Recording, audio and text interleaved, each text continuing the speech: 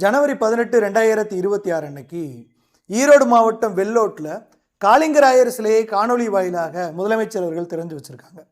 மேற்கு மண்டலம் வலம் பெற பவானியையும் நொய்யலையும் இணைத்த நதிநீர் இணைப்பின் முன்னோடி எப்படியும் புகழ்ந்து சொல்லியிருக்காங்க. யார் இந்த காளிங்கராயன்? அந்த காலத்தில் கொங்கு மண்டலம் அப்படிங்கிறது 24 பகுதிகளாக பிரிக்கப்பட்டிருந்தது. 24 நாடுகள் அப்படின்னு சொல்லுவாங்க. அதில் ஒன்று பூந்துரை நாடு அப்படிங்கிறது. இந்த பூந்துரை நாட்டோட 2ஆம் தலைநகர் தான் இந்த வெள்ளோடு. பூந்துரை நாட்டில் பஞ்சம் இருந்துச்சு, வறட்சி இருந்துச்சு.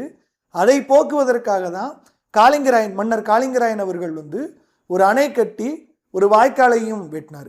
இந்த அணை பார்த்தீங்க அப்படின்னா பவானி ஆற்றோட குறுக்கே கட்டப்பட்டிருக்கு இந்த அணை. இந்த அணையிலிருந்து வெளியேறக்கூடிய நீர் இருக்குல்ல, அது ஒரு வாய்க்கால் மூலமாக கட்டப்பட்டு, அந்த வாய்க்கால் பார்த்தீங்கன்னா கிட்டத்தட்ட ஒரு 91 கிலோமீட்டர் நீளம்ங்கிறாங்க.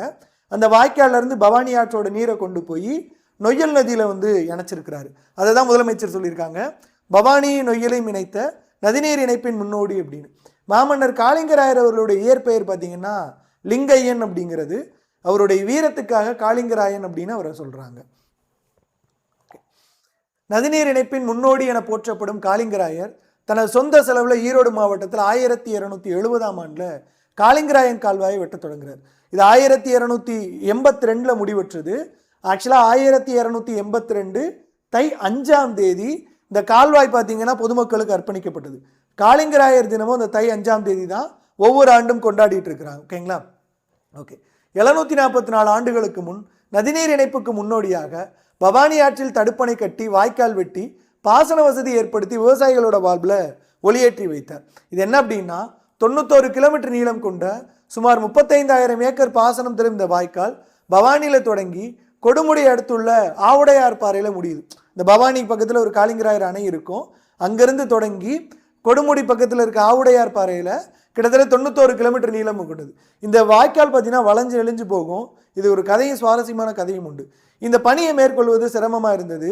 இது எப்படி முடிக்க போகிறோம் அப்படின்னு மாமன்னர் காளிங்கராயர் யோசிச்சுட்டே இருக்கும்போது அவரோட கனவுல ஒரு பாம்பு வளைஞ்சு நெளிஞ்சு பவானி ஆற்றின் குறுக்கே போகிற மாதிரி ஒரு கனவு கண்டாராம். அதை கடவுள் அவருக்கு கொடுத்த அந்த ஐடியாவாக எடுத்துக்கிட்டு அதை வச்சு தான் இந்த வாய்க்கால் வெட்டப்பட்டிருக்கு அப்படின்னு சொல்கிறாங்க. ஓகே. ஸோ இதான் பார்த்தீங்க அப்படின்னா இந்த காளிங்கராயர் கால்வாய். பவானி காளிங்கராயன் பாளையத்தில் தொடங்கிய கால்வாய் வெட்டும் பணி ஈரோடு வழியாக கொடுமுடி நொய்யல் ஆற்றில் முடிவடைந்தது. ஓகேங்களா? ஸோ இதில் தான் இந்த கால்வாயை வெட்டிய காளிங்கராயருக்கு ஈரோடு மாவட்டம் சென்னிமலை ஒன்றியம் வெள்ளோடு ராசா கோவில் அருகே 7 அடி உயரத்தில் முழு உருவ வெண்கலை சிலை நிறுவப்பட்டிருக்கு. காலக் அகாடமியோட GS batch 1899, Tamil batch 1333 course purchase பண்ணதுக்கு முன்னாடி